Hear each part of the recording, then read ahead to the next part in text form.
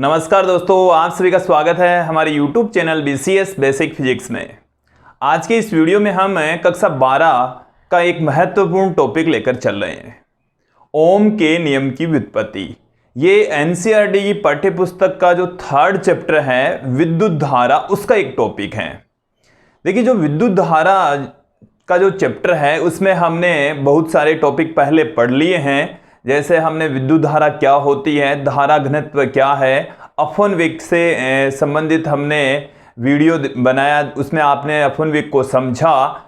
उसके पश्चात हमने ओम का नियम भी समझा, प्रतिरोधकता भी समझी।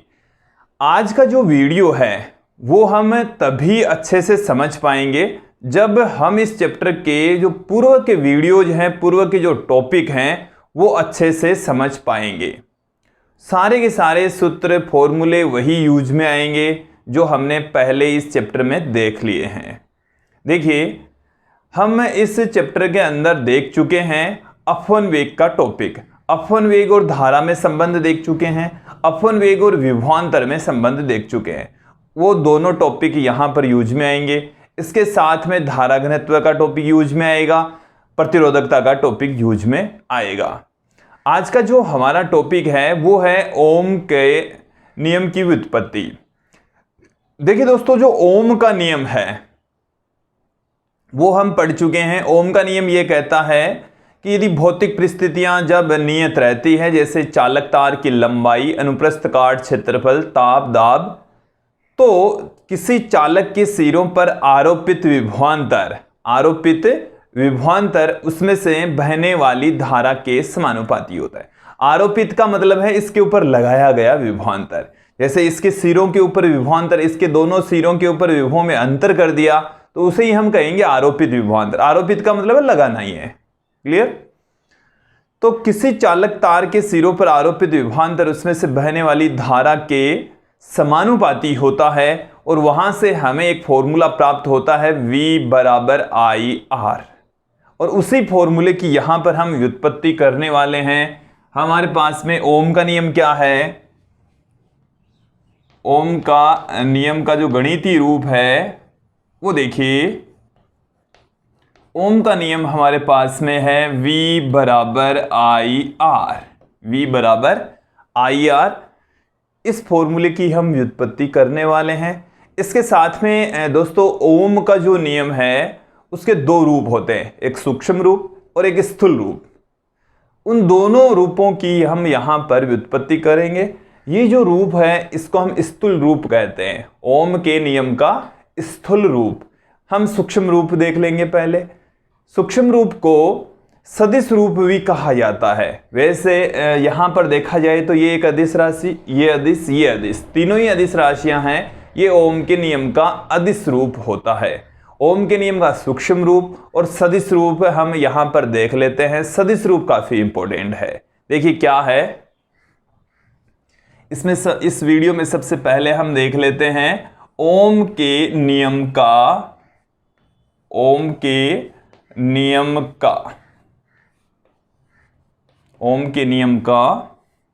सदिश रूप, इसे हम सूक्ष्म रूप भी कहेंगे। सूक्ष्म रूप, सदिश रूप या सूक्ष्म रूप। अब सदिश रूप या सूक्ष्म रूप हम व्युत्पन्न करेंगे तो हमें पीछे वाले सारे टॉपिक्स अच्छे से क्लियर होने चाहिए, उन्हीं को हम यूज में लेंगे। देखिए क्या है, हम क्या क्या जानते हैं? हम जानते हैं अपवन वेग व धारा में संबंध। अपवन वेग व धारा में संबंध, अपवन वेग व धारा में संबंध, दोनों के बीच में क्या रिलेशन होता है? हम जानते हैं VD बराबर होता है I अपोन में ANE। ये रिलेशन हम जानते हैं। इसके साथ में देखिए क्या जानते हैं आप? अपवन वेग व विद्युत क्षेत्र में संबंध। अपवन वेग व विद्युत क्षेत्र में संबंध, विद्युत क्षेत्र में संबंध, दोनों के बीच में क्या रिलेशन होता है? देखिए वी डी बराबर ई टो अपॉन में एम इंटू ई एक रिलेशन होता है। यहां पर हम इन दोनों इक्वेशंस को इक्वल पुट कर देंगे क्योंकि दोनों ही वी डी को रिप्रेजेंट कर रही है, अपॉन वेग को बता रही है। तो देखिए समीकरण 1 व 2 को बराबर रखने पर, समीकरण 1 बराबर 2 से 1 और 2 को हम क्या कर दें? इक्वल पुट कर दें। तो हमें क्या मिल रहा है? देखिए आई अपॉन में ए एन ई बराबर होगा ई टो अपॉन में एम इंटू में ई, इंटू में ई। क्लियर? देखिए यहां से मैंने आई अपॉन में ए को इधर रख लिया, बाकी सारी राशियों को दूसरी तरफ ले जाएंगे। तो देखिए आई अपॉन में एन ई इधर आ जाएगा, तो एन ई स्क्वायर टो अपॉन में small m, upon small m, ये आ गया हमारे पास में। अब देखिए हम धारा घनत्व को यूज में यहां पर लेंगे। धारा घनत्व क्या है? धारा घनत्व, धारा घनत्व की जो डेफिनेशन है वो ये कहती है कि प्रति एकांक क्षेत्रफल से प्रवाहित होने वाली धारा धारा घनत्व कहलाती है। J equal to I upon में ए होता है, J equal to I by A होता है। क्लियर? अब देखिए हम एक रिलेशन और पढ़ चुके हैं, इससे ठीक पहले जो हमने वीडियो बनाया है प्रतिरोधकता का एक वीडियो बनाया, उस प्रतिरोधकता के वीडियो में हमने एक रिलेशन देखा था रो बराबर एम अपॉन में एन ई square tau, m upon n ई स्क्वायर टो बराबर होता है प्रतिरोधकता, जहां ये मास ऑफ इलेक्ट्रॉन, ये इलेक्ट्रॉन डेंसिटी, ये चार्ज ऑफ इलेक्ट्रॉन और ये रिलैक्सेशन टाइम होता है। ये जो रो होता है वो 1 सिग्मा के बराबर होता है। ये है विशिष्ट चालकता, 1 सिग्मा के इक्वल होती है। तो इससे हम क्या लिख दें? सिग्मा बराबर हमारे पास में क्या आ जाएगा? यहां से सिग्मा बराबर आ जाएगा एन ई स्क्वायर टो अपॉन में एम। तो यहां से इसके स्थान पर हम सिग्मा रख देंगे और आई अपॉन में ए के स्थान पर हम जे रख देंगे। तो हमें क्या मिल गया है? जे बराबर सिग्मा इंटू ई, सिग्मा इंटू ई, और यही है ओम के नियम का सूक्ष्म रूप, यही ओम के नियम का सूक्ष्म रूप है। ओम के नियम का सूक्ष्म रूप है, ओम के नियम का सूक्ष्म रूप कहलाता है, ओम के नियम का सूक्ष्म रूप है। क्लियर? देखिए इसे हम सदिश के रूप में लिखेंगे तो ये हमारे पास में आ जाएगा जे वेक्टर बराबर sigma into e vector, sigma into e vector. इस तरीके से हम इसको सदिश के रूप में पुट करेंगे और इसे हम कह देंगे यह ओम के नियम का सदिश रूप है। और यही क्या है? यही ओम के नियम का, ओम के नियम का सदिश रूप है, ओम के नियम का सदिश रूप है। क्लियर? तो ये हमने इसका एक पार्ट देख लिया है। ओम के सदिश रूप या सूक्ष्म रूप की हमने यहां पर व्युत्पत्ति कर दी है। अपवन वेग के जो रिलेशन है उनसे हमने यहां पर ओम के नियम के सदिश रूप की व्युत्पत्ति की है। अब हम यहां पर देखेंगे ओम के नियम का अदिश रूप। अब दोस्तों यहां पर हम देखने वाले हैं ओम के नियम का अदिश रूप या स्थूल रूप। ओम के नियम का अदिश रूप क्या है? जो हमने ओम का नियम पढ़ा है वही है ओम के नियम का अदिश रूप, जिसे स्थूल रूप भी कहा जाता है। अर्थात V बराबर IR हमें फाइंड आउट करना है। तो देखिए दोस्तों, हम इस रिलेशन को फाइंड आउट करने के लिए अपवन वेग वाले संबंधों से भी हम इसको फाइंड आउट कर सकते हैं। मैं यहाँ पर इसके जो सदिश रूप है उससे इसके के अदिश रूप को फाइंड आउट करने वाला हूँ। देखिए हमने सदिश रूप यहाँ पर निकाल लिया। यदि आपको सीधा अदिश रूप पूछा जाए तो आप चाहे अपन वेग की रिलेशनों से निकाल सकते हैं, बट हमने यहाँ पर पहले से ही सदिश रूप निकाल चुके हैं। और एग्जाम में जैसे रिटन कोई एग्जाम होती है तो उसमें मोस्टली आपको सदिश रूप ही पूछा जाएगा। और यदि ऑब्जेक्टिव टाइप के क्वेश्चंस आते हैं तो उसमें आप लोगों को अदिश और सदिश दोनों रूपों के जो फॉर्मूले हैं वो अच्छे से पता होने चाहिए। क्लियर? तो यहाँ पर मैं सदिश रूप से अदिश रूप की उत्पत्ति कर रहा हूँ। देखिए हम जानते हैं, हमने अभी फाइंड आउट किया है ओम के नियम का सदिश रूप। ओम के नियम का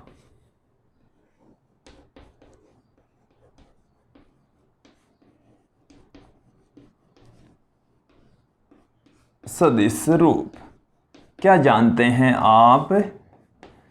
J vector equal to sigma into e vector, ये जानते हैं। मैं इसको इस तरीके से लिख देता हूं। ये मैंने वेक्टर के निशान हटा दिए हैं दोनों तरफ से। अब देखिए दोस्तों, हम जानते हैं धारा घनत्व बराबर, आप क्या जानते हैं? धारा घनत्व J बराबर हम जानते हैं I अपॉन में A होता है, I अपॉन में A। और विद्युत क्षेत्र एवं विभवांतर में संबंध,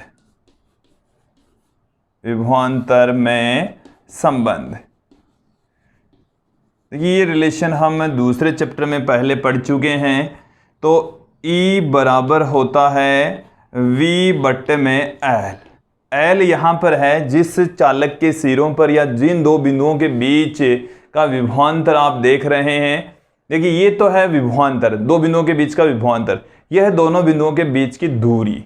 तो E बराबर होगा V बट्टे में L। यहाँ से देखिए इसको देता हूँ मैं इक्वेशन नंबर 1, इससे मैं देता हूँ इक्वेशन नंबर 2 और इससे हम देते हैं इक्वेशन नंबर 3। समीकरण 2, 3 को समीकरण 1 में पुट कर दीजिए। देखिए क्या आ जाएगा? समीकरण 2 व 3 को समीकरण 1 में रखने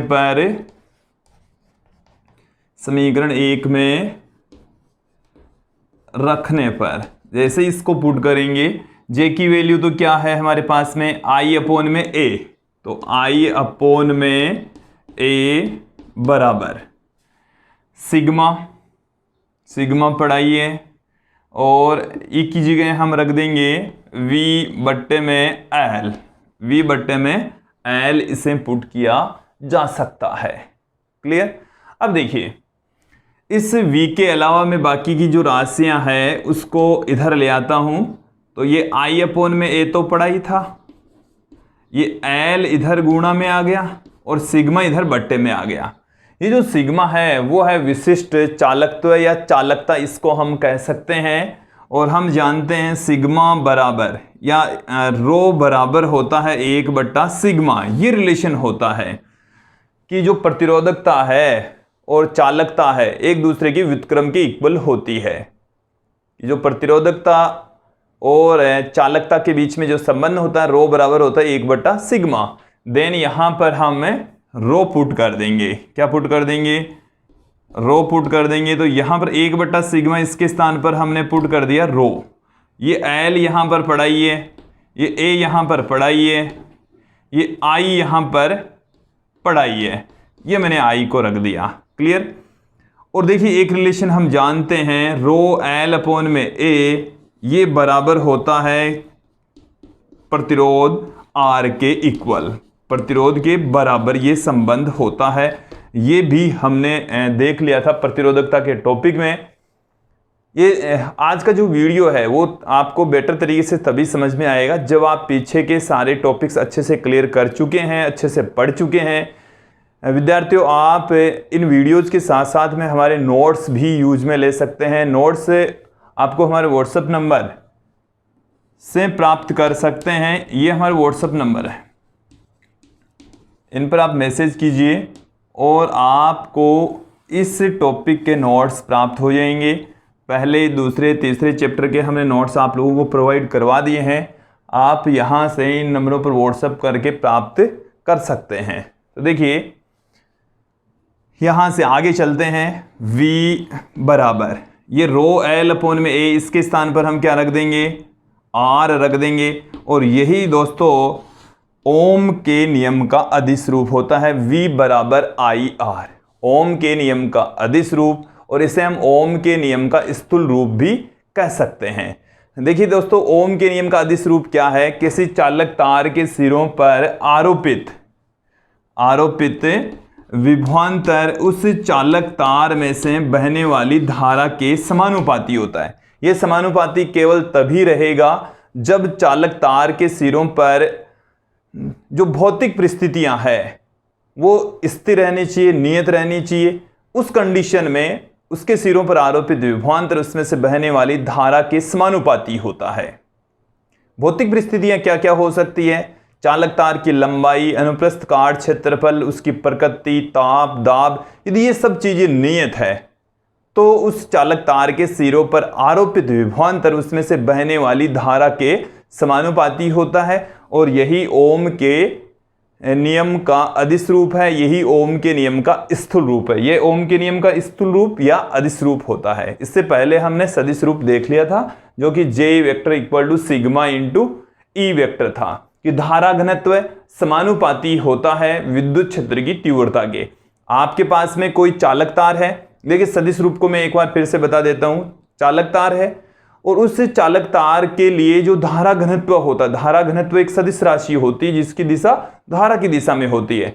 अब वो जो धारा घनत्व होता है उस चालक तार के सिरों पर आरोपित विद्युत क्षेत्र के समानुपाती होता है, आरोपित विद्युत क्षेत्र के समानुपाती होता है। तो यहां से J धारा घनत्व समानुपाती होगा विद्युत क्षेत्र की तीव्रता के। तो वो तो है सदिश रूप, क्योंकि ये भी एक सदिश राशि, ये भी एक सदिश राशि, क्लियर। और यहां पर यह है अदिश रूप, विभवांतर है वो धारा के समानुपाती होता है। तो दोस्तों ये था ओम का नियम, और ओम के नियम के हमने दोनों फॉर्म यहां पर देखे, अदिश रूप भी देखा, सदिश रूप भी देखा। और मुझे उम्मीद है आप लोगों को ओम के नियम का सदिश रूप और अदिश रूप दोनों अच्छे से समझ में आए होंगे। आज के लिए इतना ही, धन्यवाद दोस्तों।